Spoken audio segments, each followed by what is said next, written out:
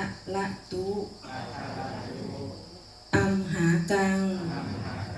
ทิคารตังหิตายะ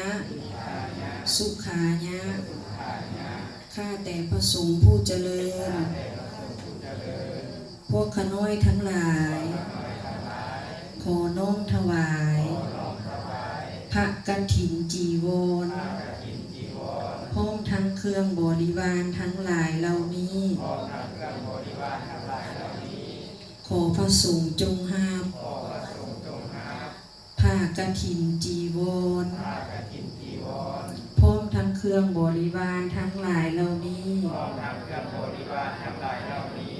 คันหับแล้วขอพระสงฆ์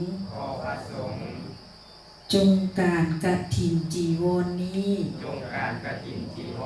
ด้วยผ้าผืนนี้เพื่อประโยชน์และความสุขแก่พวกข้าน้อยทั้งหลายตลอดกาลนานเถิดสาธุสาธุสาธุสาธุสาธุอนุโมทนามิแม่ตู้แบ่งบุญได้คิดตู้อุทิศบุญแบ่งบุญได้แม่ตู้